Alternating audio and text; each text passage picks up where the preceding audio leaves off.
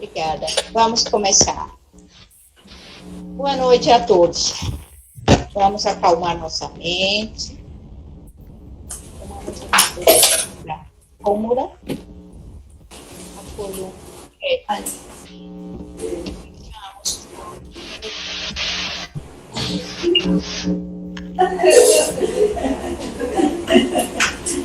Não, posso assistir minha aula. Minha aula. Cheguei.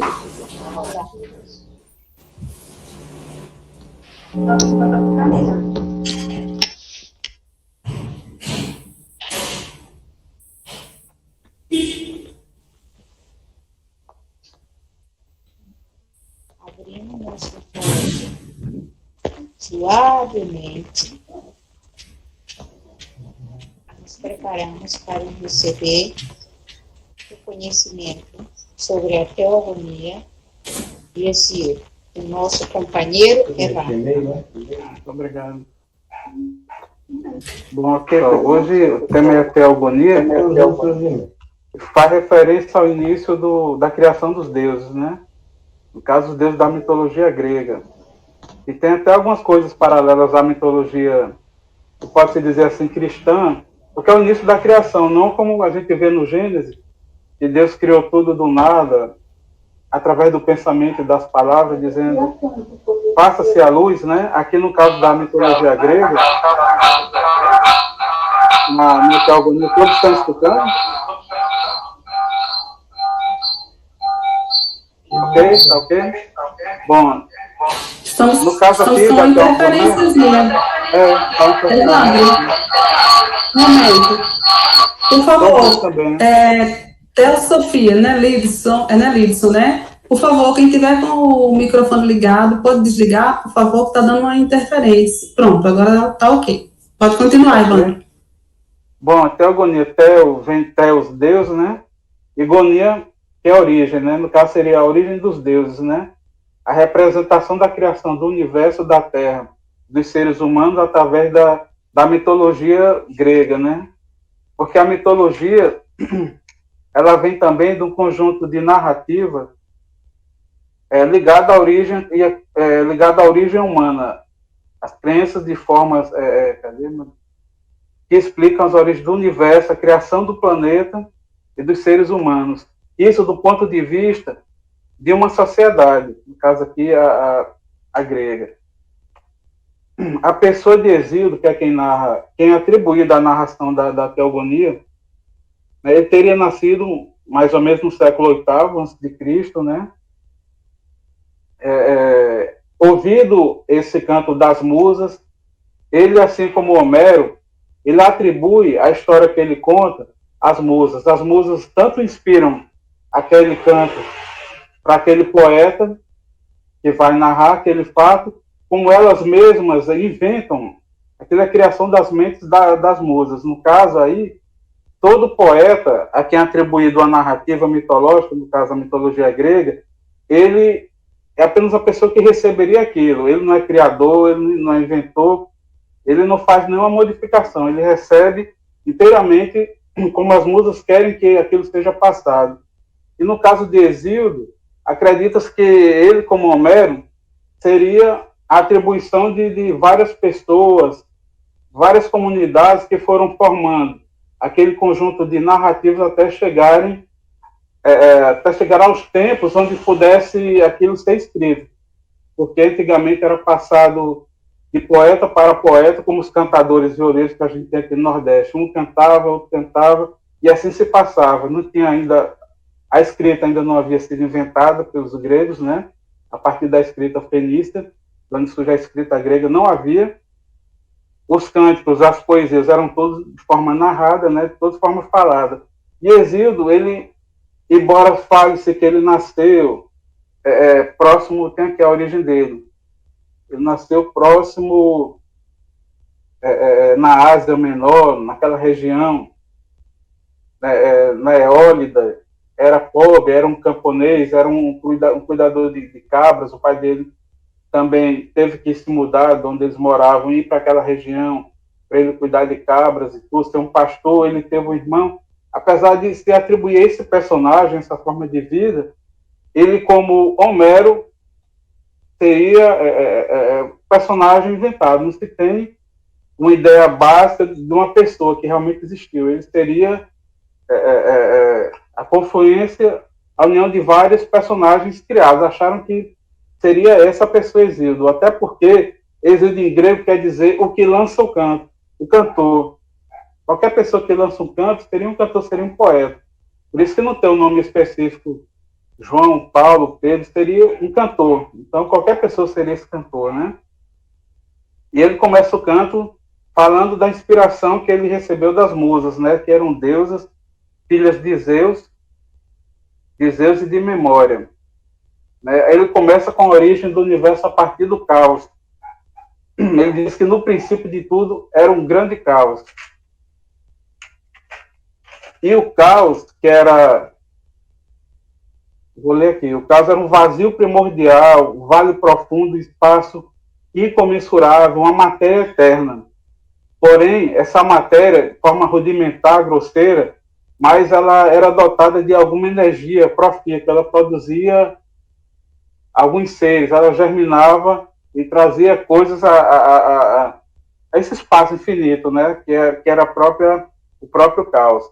O caos seria o primeiro deus, o deus primordial, né? Já que a gente aqui está tratando da origem dos deuses. Né? Depois dele veio a Mãe Terra, de amplo seio, Gaia ou Geia, né? Veio ela, essa mãe. E um pouco nervoso, mas depois vai melhorar. E ela depois, ela era sede, né? Sempre sede resvalável dos deuses imortais, né? Tendo como cabeça o Monte Olimpo, né? Que era a parte mais elevada daquela região, porque os gregos, quando criaram essa mitologia, eles achavam que o mundo era ali na Grécia. Todo, assim como nos outros lugares, né? A pessoa pensa que o mundo todo se limita ali, só aquilo é o mundo. Né? Esse era o pensamento. Aí os deuses primordiais, os primeiros que surgiram, no princípio, nessa teogonia, nessa Gênesis,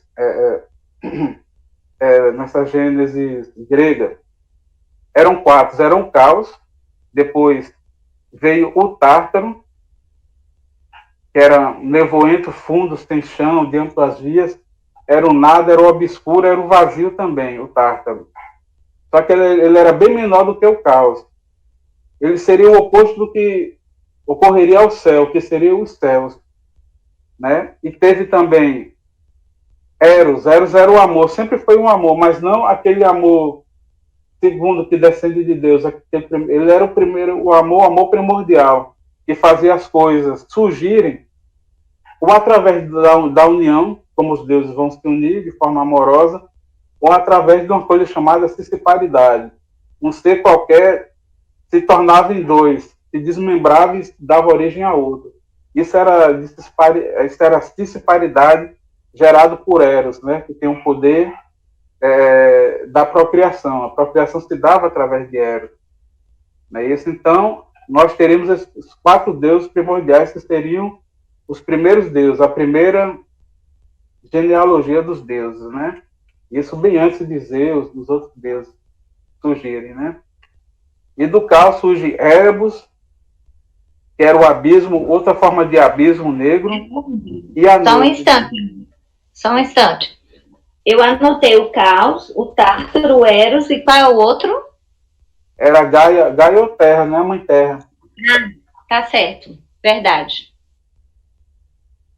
Ok. Mais alguma observação? Bom, então a Terra, ela sozinha pariu as montanhas altas, que eram um abrigo das ninfas, dos deuses, também o mar, ela pariu o mar, o oceano de fundos redemoinhos e coios e crios, Hiperion e Jápeto. Também, não, aqui eu fiz confusão.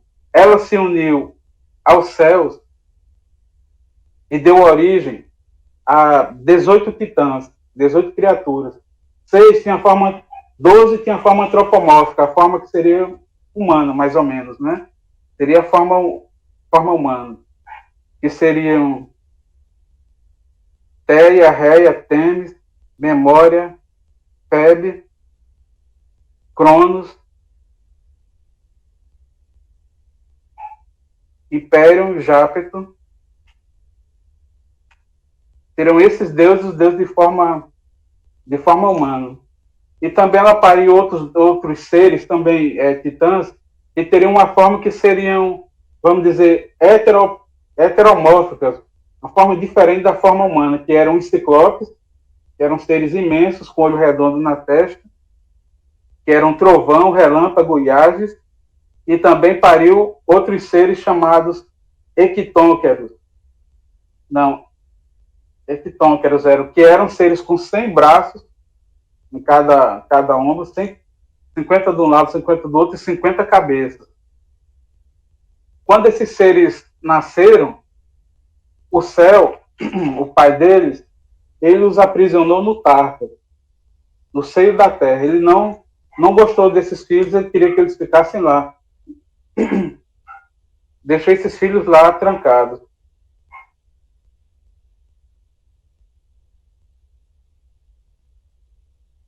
Isso, era isso mesmo. E só que ele ficava procriando com a terra o tempo todo, e ela não tinha tempo de criar os filhos. Teve esse problema. Ele cobria a terra constantemente, como diz aqui no texto. E Ceus, ou Urano, que era o esposo de Gaia, da terra, tão logo os filhos nasciam, eles ocultavam no ventre da terra, né? Ocultou tanto esses seres que ele achava dessa forma heteromórfica, os 3 ciclopes e os 3 hecatônqueros, seres de 100 braços, 50 cabeças, quanto os outros 12 titãs, de forma antropomórfica, né? Aí a Terra ela fez o seguinte, ela achou um absurdo ele não deixarem os filhos surgirem à superfície da Terra, andarem livres pela Terra, procriarem também, ter a sua dinastia, ter a sua sequência. Então, ela combinou com os filhos o seguinte: a gente vai ter que, pela afronta que o pai de vocês está fazendo, a gente vai ter que eliminá-lo. Só assim vocês poderão sair das minhas entranhas e poder ter uma vida livre. Então ela forjou o aço, forjou uma foice dentada de aço e perguntou aos filhos qual deles teriam coragem de atacar, de punir o pai pelaquela ofensa que ele fez. E todos eles, com muito medo, ninguém topou fazer isso, né? A não ser Cronos, que era o mais novo. Cronos disse que ia, como é que se diz, cumprir essa vingança, né?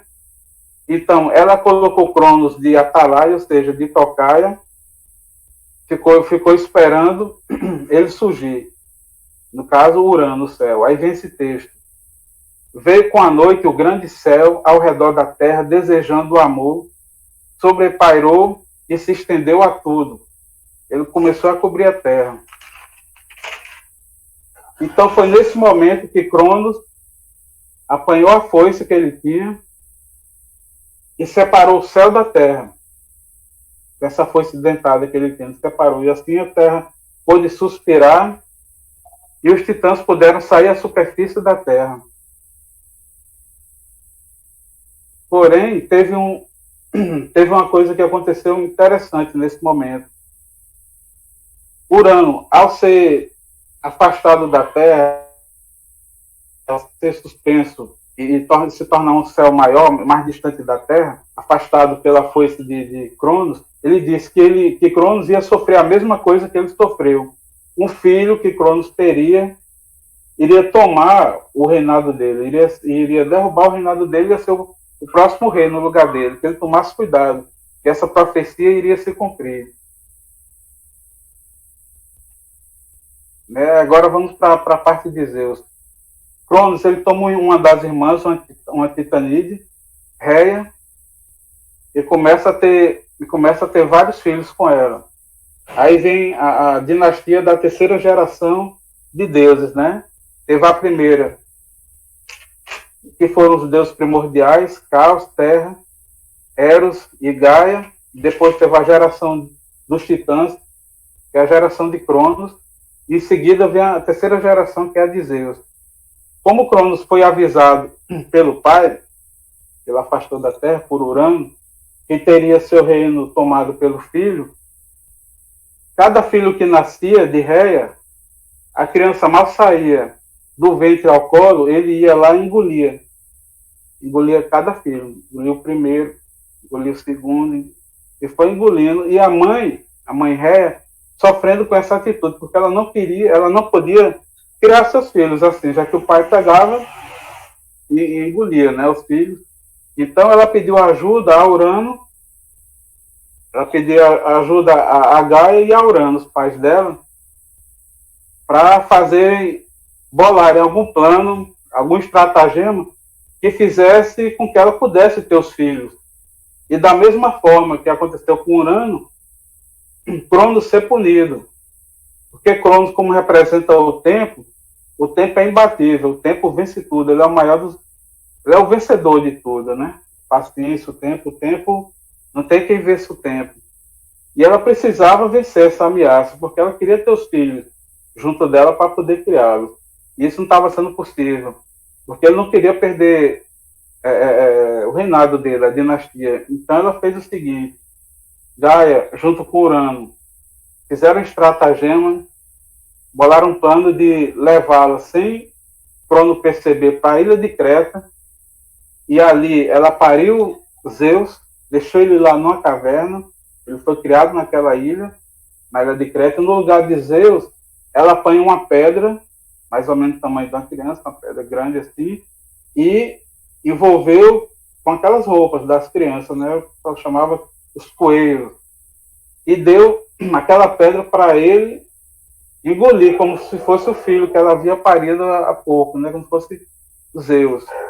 E ele, naquela sofreguidão de não deixar o reino dele ser tomado por ninguém, vai e engole a pedra, achando que aquilo era um filho. Ok. Daí, depois de muito tempo, Zeus cresce com o passar do tempo. Quando ele tem a idade adulta e se sente forte o suficiente para bater de frente com o pai, ele, junto com a esposa dele, Tênis, ele estava servindo o pai não sabia que aquela pessoa que estava servindo o alimento a ele, como um copeiro fazia, era Zeus. Então, Tênis, a esposa de Zeus, preparou uma poção, uma comida, preparou alguma coisa, e mandou que Zeus servisse a Cronos, né? Aí Cronos vai e ingere aquela poção, aquela bebida, acreditando que seria um alimento comum, e aquilo faz com que ele coloque para fora, além da pedra, a pedra que ele engoliu por último, pensando que fosse Zeus, a primeira coisa que ele cogitou, que ele pôs para fora. Em seguida, veio todos os filhos em ordem. Na ordem que eles entraram, que foram ingeridos, eles saíram. Saíram todos do estômago deles, saíram, e Reia pôde finalmente ter os filhos próximos de si. Zeus, nesse momento, quis destronar o pai, como era uma coisa cíclica, que ocorria de tempos em tempos. Ele quis derrotar o pai e tudo que o pai representava. Então ele reuniu os irmãos, que eram os deuses, né? Netuno na mitologia romana, Poseidon, Hades, todos os deuses irmãos dele. Foi lá no Hades, resgatou os ciclopes, 3 ciclopes, que eram gigantes possantes. Pegou também aqueles seres de 100 braços, vou dizer só o nome deles aqui. Pegou os outros seres de 100 braços, o Equitônqueros, de 50 cabeças, e partiu daí para destronar Cronos, numa luta que ficou marcada, que ficou conhecida como a Titanomaquia, a batalha de deuses contra os titãs, né? Aí eu vou ler um pouco dessa narrativa para vocês verem como é que se deu um pouco a Titanomaquia. Okay. Aqui. Os 3 Equitônqueros eram Briareu, Cotos e Giges, presos nas entranhas de Gaia na terra, na região do Tártaro. Zeus e os outros deuses restituíram à luz esses titãs, pois, segundo ela, com o auxílio desses possantes titãs, Zeus e seus irmãos teriam a vitória e o renome esplêndido. Pois há muito que havia esse combate, há muito que combatiam em violentas batalhas titãs magníficos e deuses doadores de bens, que eram os deuses que vieram ser depois os deuses do Olimpo. E essa batalha se deu por 10 anos sem ter vencedor. Ninguém vencia. Não tem um lado que se saísse melhor. Ora, a guerra parecia ser melhor para o lado dos titãs, ora, ela parecia ser mais conveniente para o lado dos deuses. Era uma coisa inconstante. Era como a guerra de Troia. Passou 10 anos e não acontecia nada, né? Nenhum lado via a vitória surgir, né, em seu benefício. Após Zeus oferecer a Briareu, Cotos e Giges todo o sustento e amparo, depois de tê-los retirados do Tártaro, ele também ofereceu a eles o néctar e a ambrosia a que só os deuses tinham acesso.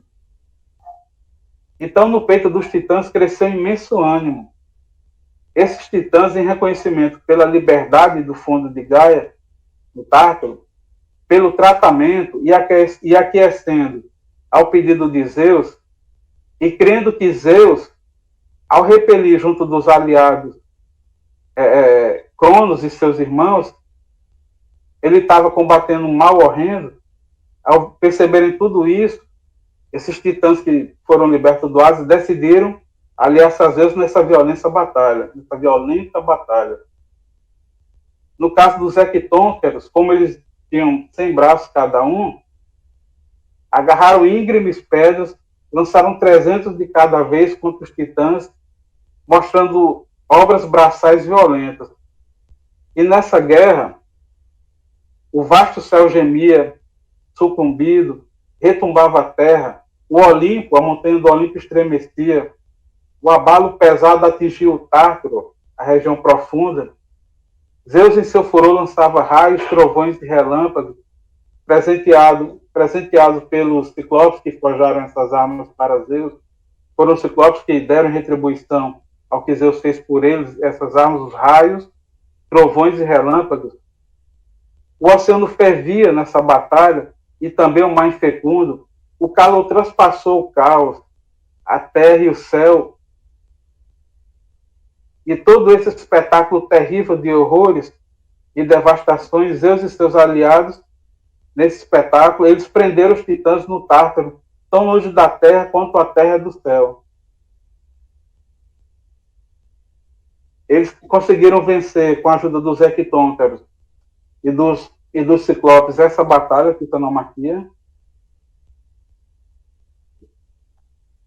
Aprisionaram Cronos e todos os outros titãs no Tártaro.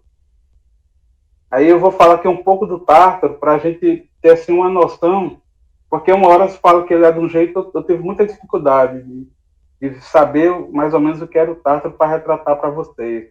Então eu vou ler que fica melhor que cada um, né, forma seu pensamento. O Tártaro é o oposto espelho do céu, o outro lado da Terra. A Terra seria, porque segundo eles, a Terra seria uma bola redonda em cima, o mar seria um rio que circula a Terra, e abaixo das raízes da Terra e do mar ficaria o Tártaro. Por isso que ele é o espelho oposto do céu. Ele representa seria o lado negativo, o lado obscuro do céu. Ele é um grande abismo. Aí se diz o seguinte sobre o Tártaro: 10 dias e 10 noites uma bigorna de bronze leva para cair do céu à terra, ok? E esse mesmo tempo, 10 dias e 10 noites, a mesma bigorna passa da terra para atingir a região do Tártaro. O Tártaro, cercado por um muro de bronze, abaixo das raízes da terra e do mar, região dos confins da terra, sem saída, vasto abismo, que nem ao final de um ano atingiria o seu solo quem por suas portas entrasse, levado por tufão após tufão, o ser caindo ali. Nem num ano ele chegaria ao solo do Tártaro. levado por tufão após tufão. Terrível até mesmo para os deuses imortais esta região. A casa terrível da noite, nix trevosa, onde nunca o sol penetra, onde os filhos da noite têm morada, o sono, a morte, terríveis deuses, palácio de Hades e da temível Perséfone. Bom, após essa batalha que se deu entre os titãs e os deuses, onde Zeus e seus irmãos, com a ajuda dos Hectôncaros e também dos Ciclopes, aprisionaram os titãs,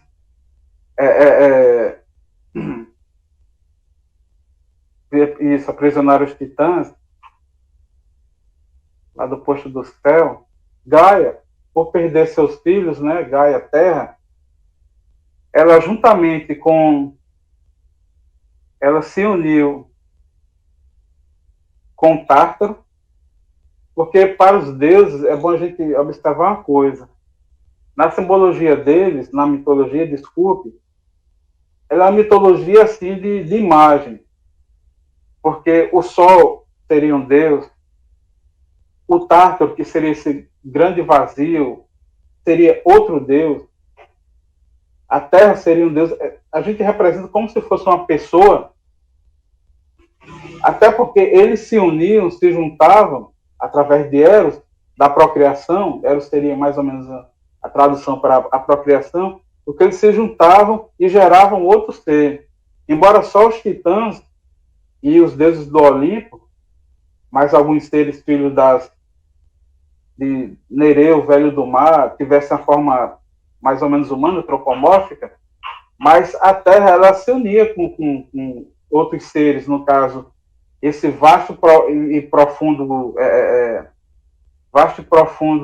buraco obscuro, essas trevas que seriam o Tártaro, ela se une e dá origem a um outro filho, porque ela praticamente tinha perdido os filhos, né? Tirando os que se aliaram a Zeus e aos irmãos dele, ela praticamente, porque todos ficaram presos na região do Tártaro. Aí ela vai e se une com o Tártaro e gera um outro filho. E esse filho seria o Tifeu. E ele, como Zeus, apesar de ser filho de Crono e de Réia, mas o Tifeu ele seria o oposto de Zeus. Seria a simetria, o lado oposto de Zeus, porque Gaia, se unindo com Tártaro, trouxe uma pessoa que seria tão poderosa quanto Zeus. E ele, se ele não lutasse, não pusesse ímpeto na força dele para combater esse ser nascido das trevas e de Gaia, ele teria sido destronado também. Ele perderia seu lugar. Então, vou narrar agora a luta entre ele e Tifeu. Quando Zeus expulsou os titãs do céu e do Tártaro, o oposto do céu... Como é o nome desse outro que foi criado por Gaia e o Tártaro? Esse é Tifeu. Tifeu? Tifeu ou Tifão. Tifeu, T-I-F-E-U. Certo, obrigada. Bom, quando Zeus expulsou os titãs, céu e terra se uniram e geraram Tifeu, o contrário de Zeus. O Tifeu ele seria um deus monstro, ele teria muitos poderes, teria um grande poder, então ele seria um deus também, como Zeus. Um deus monstro de 100 cabeças de serpente, com línguas trevosas e olhos de fogo e cabeças de fogo também. Aí tem nisso um novo combate semelhante àquele anterior, a titanomaquia. Esse combate se deu agora entre Zeus e Tifeu. Os lugares, a história narra que os lugares ao redor, acima e abaixo, de onde eles pelejaram, de onde eles lutaram, estremeceram com trovão, relâmpago, fogo, furacões, ventos, raios flamejantes. Fervia toda a terra, o céu e o mar também. Finalmente, após fragoroso conflito entre Zeus e Tifeu, no caso, Zeus o domina, açoitando e mutilando, e fulmina-o, fundindo a terra, derretendo a terra. Foi um combate tão ardoroso em termos de temperatura, que até a terra se fundiu, derreteu parte dela, né? Como a arte de Hefesto, que Hefesto seria o pai da metalurgia, né? Fazendo referência ao pai da metalurgia, Hefesto, que era filho de Deus. Essa batalha chegou a provocar tanto calor na superfície da terra que chegou a fundir parte da terra, das rochas, das pedras, né? E com ânimo Zeus consegue atirar Tifon ao Tártaro. O Tártaro, apesar de ser um abismo, o outro lado da terra, um buraco imenso, um abismo por onde a pessoa entra, ela passa um ano e não chega lá, né, batida por tufão após tufão. O Tártaro também seria uma forma de aprisionar, porque os deuses, mesmo os titãs, deuses mais antigos, eles eram imortais. Não tem como esses seres morrerem, deixarem de existir. Então eles poderiam mudar ou de forma, ou então serem aprisionados para não causarem mais algum dano, ferirem, machucarem, aprisionarem, fazer nada que era considerado pelo vencedor, né, como uma coisa ruim. Então eles era uma prisão, servia também como prisão, além de futuramente ser o local para onde as almas dos mortos se dirigiam, né? Porque na mitologia grega eles não tem um símbolo, nada que simbolize um lugar de punição, como seria o inferno. Porque as pessoas boas, pessoas como Aquiles, que foi o mau guerreiro da história da guerra de Troia, né? Tanto ele, como Ajax, como o Heitor, o parte de Troia, Príamos, pai de Heitor, o rei de Troia, todas as pessoas mortas se dirigiam àquele local, fossem boas ou más. Não tinha essa coisa de era uma punição e você vai para o inferno, se morrer você vai para um local melhor para eles. Não, todos se dirigiam àquele lugar, né? E eles eram, a princípio, antes dos seres humanos existirem, uma prisão também para os deuses, esses seres imortais, seres possantes com poderes assim inimagináveis, né? Que deram surgimento a tudo. As coisas como a gente vê hoje, a natureza, né? Os gregos chamavam de natureza tudo que se via, o sol, a água, a natureza era tudo. E o que se construía com aquilo, com a madeira, mesa, as casas, a natureza era isso. Então, os deuses que deram origem à natureza e após a natureza aos seres humanos que vieram, esses deuses, como eles eram imortais, no caso são imortais, né? Segundo a mitologia, eles se dirigiam para aquele local como forma de prisão, já que eles não morriam como seres humanos. Seres humanos, a alma da pessoa ia para aquela parte, né? Enquanto os deuses não, eles eram aprisionados de forma completa. Tifão foi para lá de forma completa. Os Hectôncaros foram aprisionados lá por Urano, né, o pai deles do céu, os aprisionou. Quando Cronos venceu o pai dele também, o céu, quando ele se separou com a foice, ele havia usado os Hectôncaros e os Ciclopes para combater Urano, o pai dele. Depois dessa vitória, ele colocou eles de volta presos ao Tártaro. Por isso que os Hectôncaros, esses 6 seres, tinham essa mágoa de Cronos, porque ele ficou com os irmãos de forma antropomórfica e deixou esses outros seres de forma heteromórfica, de forma diferente da forma humana, né? A forma dele era diferente. Deixou eles presos lá. Né? É bem uma história que parece história de pessoas, né? E eles se sentiram muito agradecidos por Zeus, como eu contei ainda há pouco, antes da titanomaquia começar, porque eles tinham esse mal-estar com o irmão deles, né? Com Cronos. Aí depois dessa parte da titanomaquia, da luta entre Zeus e Tifão, que era o oposto de Zeus, aparece assim, o homem surge rapidamente, após a liderança dos deuses, né, no caso, a Gaia, a Mãe Terra, ela sugere que Zeus seja o rei do Olimpo, o rei dos deuses, e coloca também cada irmão, devido à sua característica, vai e coloca num lugar, como no caso Hades, ficou no lugar, chama que ele recebeu o nome dele no Hades, que era o Tártaro bem próximo ao Tártaro, que era o submundo, o mundo onde se dirigiam os mortos, como eu falei, e possuindo rei dos mares, oceanos, né, os rios que circulavam o mar, tudo isso. Após isso, a gente tem também o nascimento dos homens, que é uma história muito rápida, que aqui na Teogonia ele passa assim um pouco por cima, que é a história de Prometeu e de Epimeteu, né? Havia na Terra, Zeus havia feito os homens.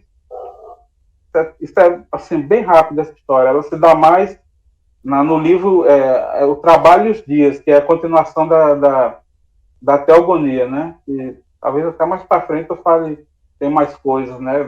As 5 raças, né? Tem muito mais coisa. Aqui na Teogonia ele fala rapidamente dos seres humanos, que eles estão criados. Aí você tem os deuses e os seres humanos como figuras distintas, até pela capacidade, os poderes, a imortalidade de uns, a mortalidade dos outros, né? E no caso Prometeu, que é o que vê antes, aquele que antes vê, ele foi a primeira pessoa a inventar, eu acredito, seu primeiro a inventar, ele também era um titã. Ele, filho de Jápeto e de uma descendente de Nereu, o velho do mar, ele foi o primeiro a criar essa história dos sacrifícios, das oferendas, de se queimar um novilho, um animal, para, né, se queimar para oferecer aos deuses, né? Aí, no caso, ele fez o seguinte, inventou de fazer um sacrifício com um boi para Zeus, e parte desse sacrifício ele ia destinar aos seres humanos. Aí é engraçado. Ele pegou a parte aqui do boi, que era carne, era vísceras gordurosas, envolveu com couro do animal, e essa ele destinou para os homens. E a outra, que era gordura, que parecia ser mais atraente, né, para Zeus, a gordura, a parte mais rica e tudo, embaixo da gordura só havia ossos brancos. Só que aí ele pediu que Zeus escolhesse. Zeus, você vai escolher aqui o que mais lhe agradar seus olhos, né? Mas Zeus viu que aquilo era um ardil que ele estava usando, né? Era uma artimanha que ele estava usando para beneficiar só um dos lados. Porque na questão de se presentear um Deus com oferenda, lógico que o Deus é que deve ser agraciado com o que há de melhor. Você vai sacrificar um animal, você vai usar as melhores partes, né? Partes mais ricas para o Deus. Aquela oferenda vai estar se dirigindo àquela divindade. E os seres humanos aproveitam o resto quando assar, né? Podem comer, né? Fazer se banquetear com aquilo, mas seria a princípio dado em oferenda a Zeus, a melhor parte. E Prometeu não, ele fez parecer mais interessante essa parte que era ossos brancos e gordura, e para os homens não, para os homens era a parte melhor, ele cobriu com a pele do animal, né? Com a pele de animal e outras partes. Zeus, percebendo isso, esse ardil, para que fosse feita a oferenda, Zeus negou o fogo aos homens. Deus, não, os homens não vai ter fogo. E ele, como recompensa de tentar enganar a Zeus, ele ficou preso, aí vem a prisão, né, Prometeu acorrentado, né? É uma lenda que tem até uma peça de teatro, que eu não me lembro agora o autor, não recordo o autor, até cheguei a ler já, sei que ele é aprisionado com corrente na coluna. Várias histórias colocam ele de forma diferente. Ele fica numa montanha aprisionado e vem uma águia todo dia. A águia vai e come o fígado dele, come, vai, quando é à noite a águia vai embora, o fígado se regenera. Essa punição constante, eterna dele, de sofrer esse castigo, de ter o fígado comido por uma águia durante o dia e à noite o fígado se regenerar. É até interessante que, onde eu pesquisei isso, eu vi observações de pessoas dizendo que eles já têm uma certa ideia que o fígado se regenera, né? Porque essa lenda, é atribuído a Hesíodo, né, o que lança câncer, que teria vivido, ninguém sabe, essa tradição passada, que 8 séculos antes de Cristo, já se percebia, já se entendia que o fígado se regenera, numa época que na Grécia não havia nem escrita ainda, né? Veio surgir depois, veio surgir bem depois, a escrita, o pessoal já sabia isso, que hoje o pessoal, o fígado se regenera, você tira um pedaço, ele se regenera, ele volta a crescer. Aí esse foi o castigo de Prometeu, né? Tem enganado Zeus, né? Roubando, ele enganou, fez esse ardia e roubou o fogo, que é o conhecimento, roubou parte do conhecimento dos deuses para os homens, para o homem assim ficar próximo de Zeus, sendo que essa parte do conhecimento, ele está de uma forma mais abrangente, mais completa, nesse livro que eu falei, que são os trabalhos e os dias, né? Ele fala dessas 5 raças, né? Raça de ouro, raça de prata, de bronze, né? Aí ele vem, a raça dos heróis vem falando, né? Se dá nesse outro livro com mais argumento, né? De uma forma melhor, o irmão dele, Epimeteu, que foge os homens, que cria a humanidade, aí é bem mais completo nessa outra parte, né? Bom, eu não sei agora quanto tempo falta para o final, mas já pode abrir o microfone, acho que já deu para resumir aqui de uma forma bem tranquila, tá entendendo? Porque é muita informação, é muita linhagem de Deus, coisas que a gente só se lê mesmo, mas de uma forma geral, a história da teogonia, da origem dos deuses, do mundo, em consequência da humanidade, seria mais ou menos isso, de uma forma bem resumida, né? Bem sucinta. Seria mais ou menos isso. Evandro, a gente tem 20 minutos para completar 1 hora. Ok? Ok.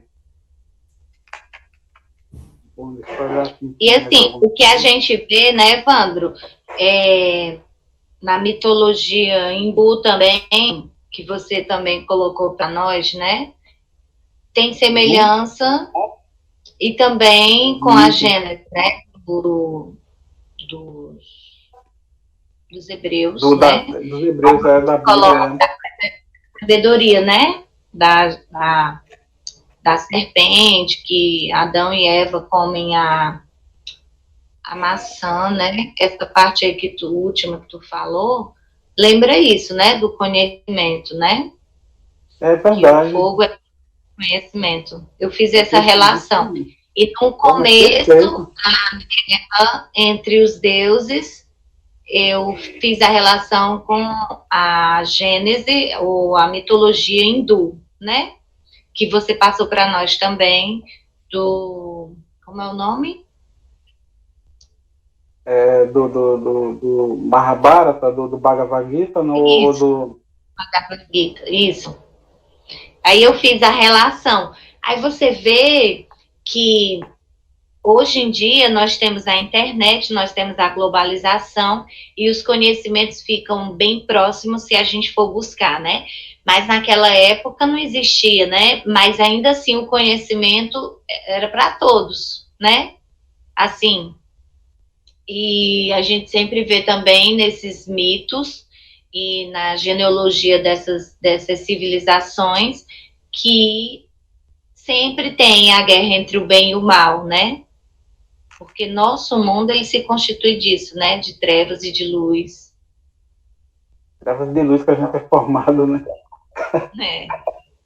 É muito interessante, olha, isso que você falou agora, porque é o seguinte, eu estava falando da titanomaquia mais cedo, aí eu tinha visto também na internet, um professor, pesquisei em muitos lugares.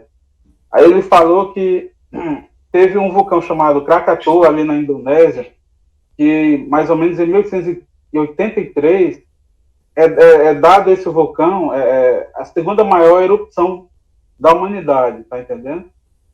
Sendo que anterior a ele, a primeira maior erupção, a maior de todas, se deu com o vulcão Thera na ilha de Santorini, ali próximo a Creta. Foi quando Creta foi atingida, né? E dizem que aquela erupção, essa do vulcão Thera na ilha de Santorini, ela seria aproximadamente equivalente a 50 mil bombas atômicas, aquelas bombas lançadas em Hiroshima e Nagasaki, tá entendendo? E os historiadores, eles acham uma similaridade com essa explosão e a história da titanomaquia, porque dizem que durante essa enorme erupção houve muitas mudanças climáticas, chuvas de pedra, como os hectôncaros que lançaram pedras contra os titãs, seus irmãos, na guerra da titanomaquia, né? Na erupção desse vulcão Thera houve chuva de pedras, mudança da coloração do sol, né? Que está muita fuligem, muita fumaça, fica muito escuro, tá entendendo? Houve também, como é que se diz, mudança na temperatura, muito cataclismo, muita tsunami. Aí, alguns historiadores acham que as pessoas que habitavam naquelas proximidades, ao verem todos esses fenômenos, atribuíram a isso uma guerra de entidades superiores, uma guerra de deuses. Tá entendendo? Nada, né? Um pouco. A criação... Entendeu? Aproximar, fizeram uma comparação, uma analogia entre essa erupção, a maior de todas, detectada até hoje, do vulcão Thera, com o que seria uma guerra entre deuses. Eles achavam que os deuses estavam brigando, estavam pelejando, né, e estavam gerando tudo isso. Tá entendendo? Tem essa similaridade aí, essa comparação, né, que eles fazem.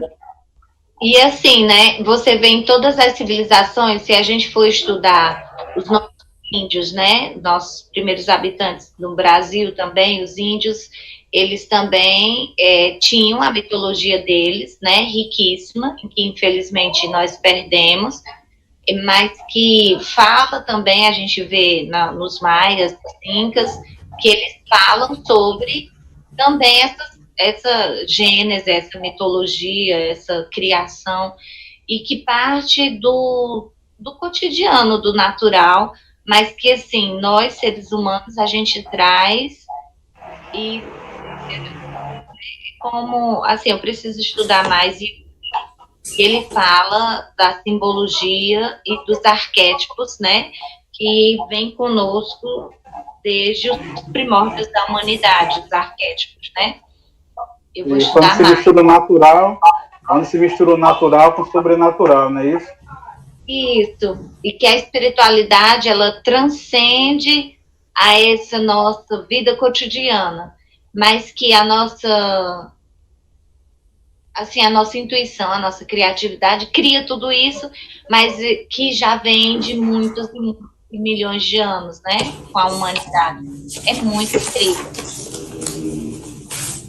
É isso, é muito incrível, porque mesmo que a gente crie sensibilidade, perceba alguma coisa, mas ela não pode tirar do nada. Eu não vou imaginar assim, do nada, alguém descendo, alguém transformando. Eu não tenho como criar do nada. A gente tem que, pelo menos, que ver, que saber, que ter ouvido falar. Por isso que a mitologia narrativa, essa narrativa que vem passando ao redor dos tempos, das épocas, né? Você tem que ouvir falar de alguma coisa para você imaginar, criar, porque do nada você não tem como criar nada. Né? Você tem que se basear em alguma coisa para criar, para modificar, para acrescentar até. Mas você não tem. E como você bem falou assim, também sobre as mitologias, essa analogia, você pega a mitologia cristã, que Deus, Yahvé, praticamente cria o mundo do nada, a mitologia grega, nós vão surgindo, vão se transformando. Tá entendendo? É uma outra forma de criação. Até porque o monte onde os deuses habitavam lá, o Monte Olimpo ainda está lá.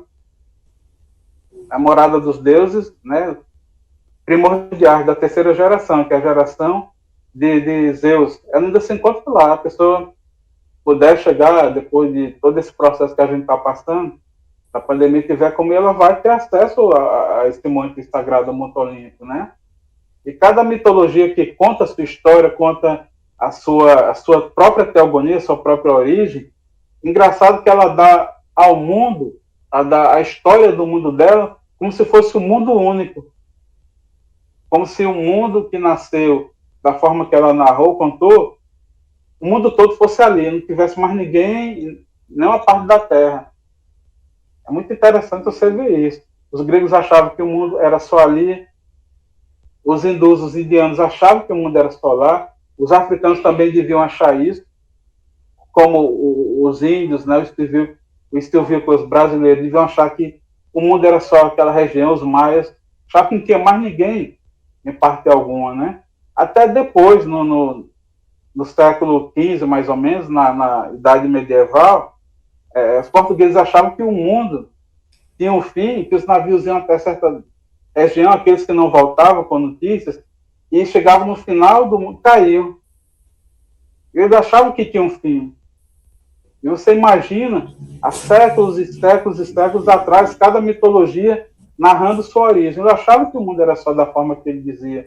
Ele não conhecia outros povos, nem falava outras línguas para se comunicar com quem mais existisse. É muito interessante, né? É muito subjetivo cada mitologia para cada povo, né? Só existe aquele povo para ele, para o outro povo assim, B, só existe o povo B. Evandro, eu já fiz pesquisas em que a ciência ele coloca que, mesmo sem haver comunicação entre esses povos, existe sempre algum ponto em comum. Inclusive, eu vi uma reportagem sobre as pirâmides, que as pirâmides do Egito não existiram só no Egito, que aqui mesmo na América Latina também tinham pirâmides, né, em outros locais do globo terrestre também existiram. Mas aí é onde eu quero estudar, para que eu possa falar com propriedade, sobre os arquétipos. Que os arquétipos é como se fosse uma memória que nós, seres humanos, temos desde os primórdios da humanidade, entendeu? E que, assim, independente de onde quer que você esteja, em que parte do planeta você esteja, vai haver coincidências, mesmo quando essas civilizações, elas não se comunicavam, não existiam comunicação, entendeu? Mas são questões que a gente tem que estudar mais. Eu, pelo menos, estou tocando esse assunto. Já vi reportagens e relatos científicos falando sobre isso, mas que eu não tenho propriedade, mas eu estou só fazendo essa relação, entendeu? Que, assim, essas mitologias, elas têm pontos de coincidência e que não é por acaso. Apesar deles não terem comunicação naquela época, né? A filosofia esotérica, ela ensina para a gente que a religião sabedoria é única, né? E foi a partir dela que surgiram todas as outras filosofias e outras religiões, através de uma linguagem sagrada, Devanagari, se não me engano, a linguagem, né, que só os iniciados compreendiam antigamente, né, os iniciados de todos os povos compreendiam e eles tinham acesso a esses conhecimentos de toda a Terra. Então, a religião, ela é uma só, religião, sabedoria, como diz a filosofia esotérica, né? As outras filosofias são ramos dessa religião. A gente vê aí claramente na filosofia de Hesíodo, né, que foi 800 anos, mais ou menos, antes de Cristo, né? A filosofia hindu, como a Alessandra falou, do Mahabharata e do Bhagavad Gita, né? Que falam das construções do mundo, quando a Terra começou a ser construída, né?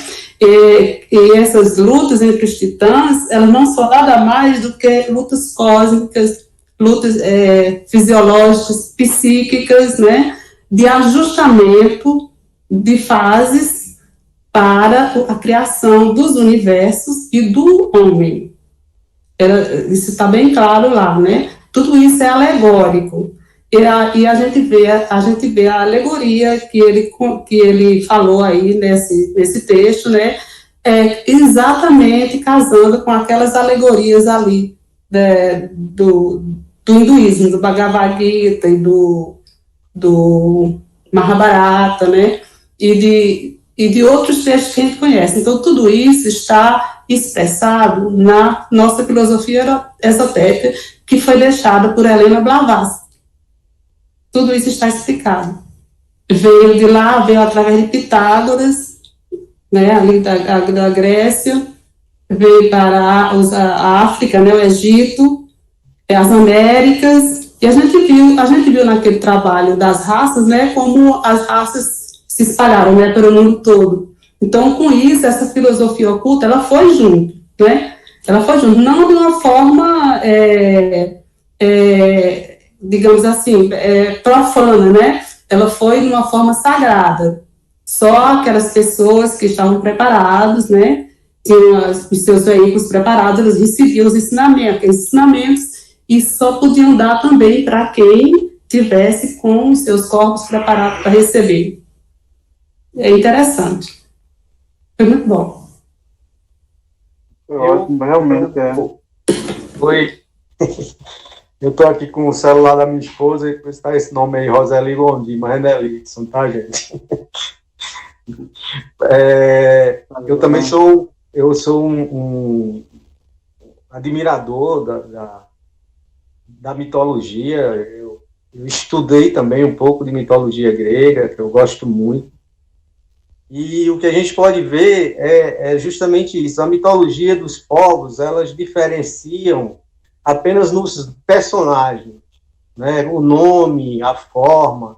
Se você for ver, o dilúvio está presente na mitologia hindu, está presente na mitologia egípcia, está presente também na mitologia hebraica. Então, a gente, basicamente, se você for a fundo, lá no princípio, você vai ver que todas elas estão fazendo uma referência à criação do mundo, né, do globo. E aí a teosofia entra também com a sua parte, o estudo de Blavatsky, quando fala sobre a cosmogênese, que retrata também. Por isso que, às vezes, a gente não pode encarar apenas como uma mitologia.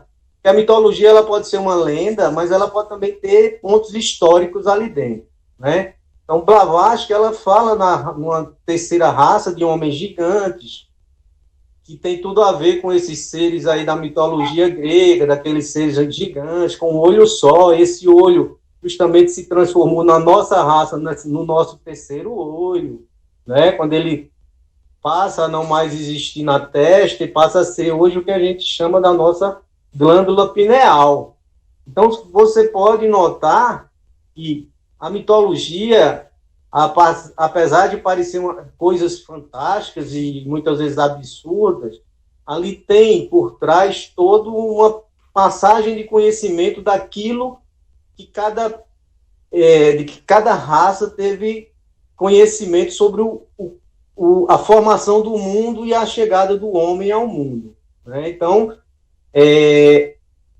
são formas alegóricas, mas que podem realmente ter, se você for ver a fundo, são alegorias, mas que tem alguma coisa de verdadeira por trás, né? O mito, ele vem muito do mútuo, que é aquilo que diz do mudo, do segredo. O mito não diz aquilo que está dizendo. O que ele está dizendo, o que ele quer dizer está por trás daquilo. Na historinha, você tem que entender aquela historinha que é um mito, mas que tem uma realidade sagrada por trás, né? Então, a mitologia tem esse segredo. Por isso, segredo e sagrado, ela tem a mesma raiz, né? Então, a mitologia, quando você se aprofunda, e a grega, ela é muito rica, talvez a mais rica de todas, né? Principalmente desse nosso tempo. Eu já fiz até uns estudos que posso até depois a gente complementar esse estudo do Evandro. O Evandro pegou bem o início da mitologia, mas depois do Hesíodo, aí vem muita historinha pequena de Hércules com seus 12 trabalhos, né? Aí você tem Epimeteu e Prometeu, que tem aquela característica, eles são destinados por Zeus para colocar as características de sobrevivência nos animais. Então, ele dá os cascos e o chifre para uns, dá as asas para o outro voar. E aí, quando acaba aquela historinha dele dar as características e as qualidades para cada um, só para o homem, sem ter nenhuma. E aí, é Epimeteu que só vê depois, Prometeu vê antes. Epimeteu é aquele que vê depois.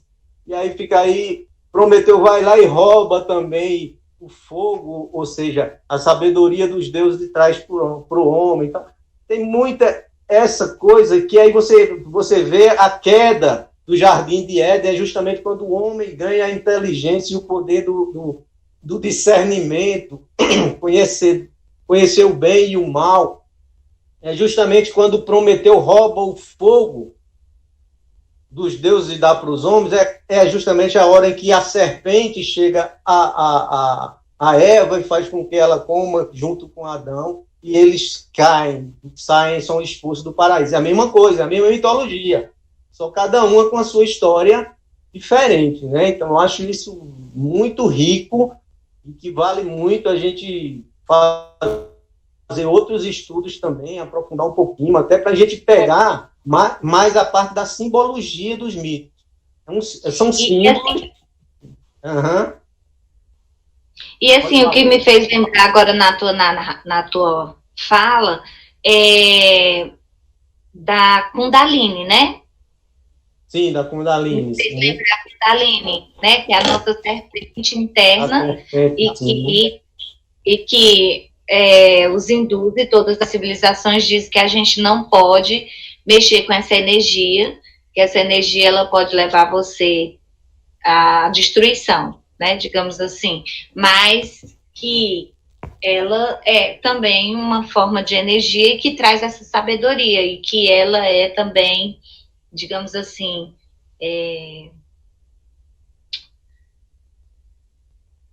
que não pode ser acessada, entendeu? Assim como no paraíso, Eva e Adão não podiam ter comido a maçã. Eu vejo isso, entendeu? Nessa tua fala, entendendo? Bem assim, eu faço as relações com o que vão falando e com o que eu já tenho de concreto, mas e do que eu não tenho de concreto, que eu não sei falar. Não, mas é por aí, você tem essas pistas, né? E é por isso que a gente, na teosofia, somos os buscadores, somos detetives, né? A gente tem que estar com uma lupazinha lá na mitologia grega, e lá na mitologia hebraica, e lá na mitologia hindu, e ver justamente esses pontos que fazem com que a gente perceba que está ali uma verdade por trás de cada uma delas, né? Onde elas se encontram, é muito interessante a gente se aprofundar, porque essa verdade, para a teosofia, está justamente fragmentada. A verdade ela está fragmentada dentro de várias mitologias, de várias religiões. Então, nossa busca como teósofo é como se fosse compor um quebra-cabeça. Então, cada peça desse quebra-cabeça, uma peça pode estar na mitologia grega, outra pode estar na mitologia hindu, e outra pode estar na ciência atômica, física atômica, e outra está na filosofia de Sócrates, Platão e Pitágoras. Então, a gente vai colhendo para fazer esse grande termos um dia chegarmos à verdade, né? Então, a mitologia, ela dá muitos sinais e dá muitas pistas para a gente se aprofundar e buscar essa verdade. É isso mesmo. Mais alguém quer acrescentar alguma coisa? Tem alguma coisa a mais?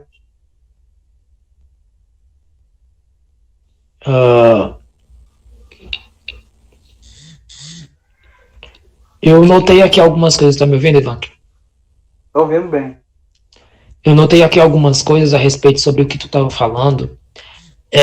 Lá no início tu estava falando a respeito da Geia, né, esconder seus filhos no seio dela, né, e isso daí eu comparei com o que eu li nos livros do Erich von Däniken a respeito de que até hoje estão sendo encontrados alguns túneis e que o próprio Eric von Däniken, através dos estudos, e mesmo quem encontrou, e os próprios ditos arqueólogos, eles têm feito estudos e civilizações moravam ali. E essas civilizações, elas são muito antigas. E na minha cabeça eu criei uma alegoria do tipo, essa cena narrada, ela poderia estar muito bem relacionada de uma forma parâmetra com esse tipo de esconder no seio da terra, né? Porque a gente tem a mãe Gaia ou a mãe Geia como uma figura materna, mas isso não significa que ela era de forma antropomórfica, né? Embora no livro ele tenha dito, né? Mas aí é filosofia e é questão de interpretação, né? Outra coisa que eu anotei aqui, que o Eric von Däniken ele vai pegar no livro Semeadura e Cosmo, a respeito das guerras, né? Toda a história de Deus, a gente tem a questão das guerras, né? Houve a guerra de Lúcifer contra os arcanjos, houve a guerra de Zeus contra Poseidon e o outro irmão dele que me faltou agora a memória. Houve Hades, certo. E houve também a luta entre os filhos de Geia e Uranus, né, contra o próprio Zeus, né. Eles não aceitavam a forma que Zeus administrava, né. Não, e daí no decorrer das religiões, no decorrer das filosofias, a gente sempre vai ter uma coisa que ela vai se comparar à outra, né? Que no caso elas sejam similares. Porque se a gente pegar, por exemplo, na história de Arjuna, né? A gente vai ter a guerra também. Lá nos livros indígenas, a gente vai ter as guerras. Se a gente pegar para a China, vai ter as guerras também, que agora eu não vou falar porque eu não sei muito bem a respeito disso, mas eu li de forma rápida a respeito das guerras que houveram entre os... me faltou a memória agora. Mas é como falaram já agora há pouco, eu não sei se foi Nelitson ou se foi Alexandra, mas é como se uma coisa ela tivesse a mesma situação, como no caso do dilúvio. Se a gente pega na religião, realmente no hinduísmo eles tratam, só que de uma outra forma, com outro nome.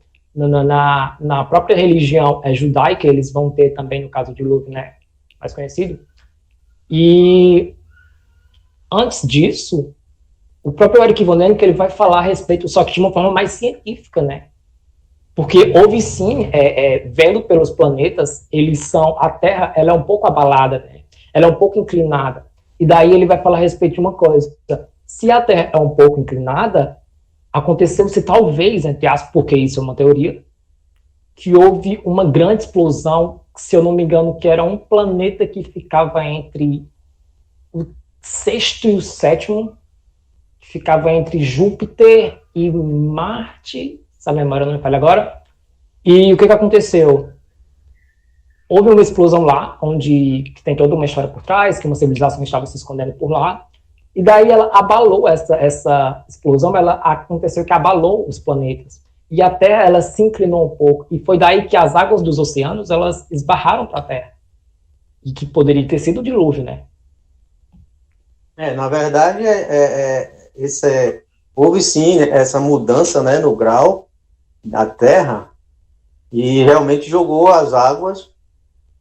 E depois veio a divisão do continente. O continente, aqui, basicamente, a Terra era só o mesmo continente. Você não tinha divisões por água, né? Foi depois que houve essa mudança no eixo da Terra que houve essa divisão. E aí também justifica o que foi falado antes, que a gente coloca aqui como se não houvesse comunicação entre esses povos e, ao mesmo tempo, todos eles têm sua mitologia bem próxima. Você pode levar em questão isso, que talvez sim, esses povos descendam do mesmo povo, entendeu? Começam juntos, e a partir dessa divisão dos continentes pelas águas, é que a gente teve essa separação.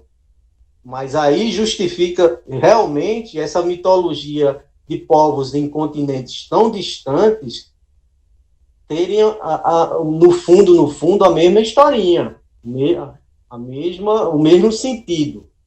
Então, aí entra a ciência também, justamente mostrando que houve sim, e a gente tem já vários relatos de que a Terra ela passou por esse processo de dilúvio por conta desse eixo da Terra que houve esse movimento, né? E se você for cientificamente, lá na própria esfinge se consegue ter bem claro as marcas da água que foi descendo, né? O Egito, todo ele hoje que é muita areia, muita terra, aquilo ali já teve debaixo d'água. O próprio Cariri aí, a gente está em cima da chapada com vários fósseis de peixes, ou seja, aí também já teve totalmente coberto esse Cariri todo, a chapada toda debaixo de um oceano. Então a ciência ela traz justamente esse ingrediente que nos revela que toda essa mitologia não é uma historinha de contos de fada, não é algo que não existiu, inventado, não. É uma forma de, tradicionalmente, como não existia a escrita, você tinha, como os hindus faziam através de mantras, ou seja, de canções, é mais fácil você memorizar uma coisa através de uma canção. Olha bem, hoje nós temos aqui todos na casa de 50, a maioria, e nós lembramos das cançõezinhas de Niná e tal. Então, o que é que acontece? Como não tinha escrita, a forma era justamente essa de você colocar ou em canções ou em histórias que pudessem ser atrativas para as novas gerações decorarem, gravarem para poder passar para as próximas gerações, né? Então, o Marvin falou aí, e isso tem tudo a ver mesmo. É bem interessante. Tá ótimo o bate-papo, mas a gente já está exatamente com 1h09. O que acha? Foi... Dona, você quer falar alguma coisa?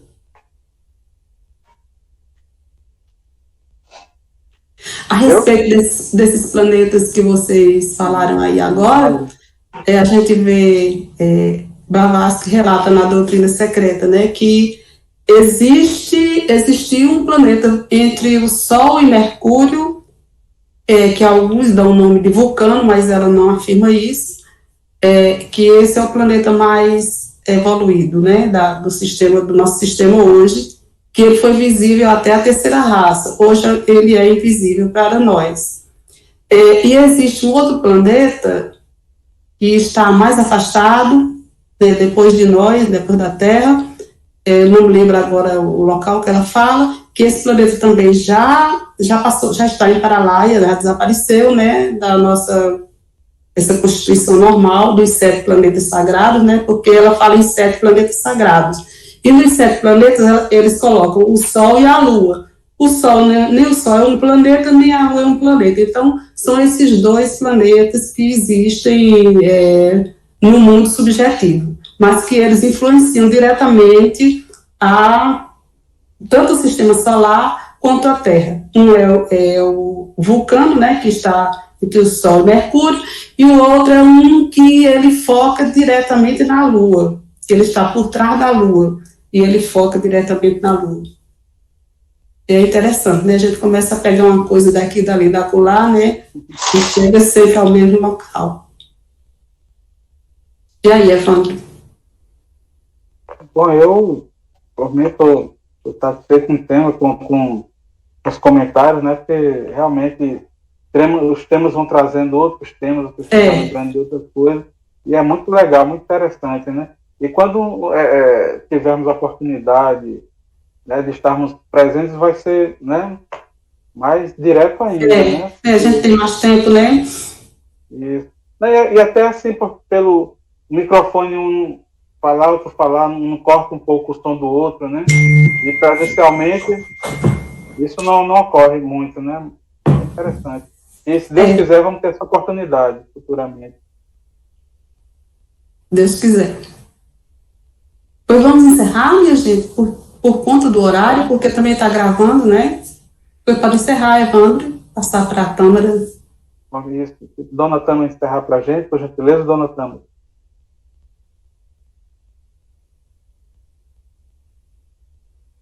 Tâmara?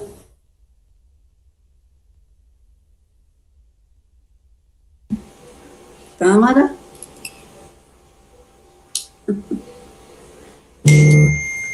Ela está com, você está com o microfone desligado. Sim. Gratidão, Eva. Bom, vamos encerrar a nossa noite fechando os olhos e agradecendo o conhecimento que nos foi dado hoje. Vamos inhalar suavemente. Exalar.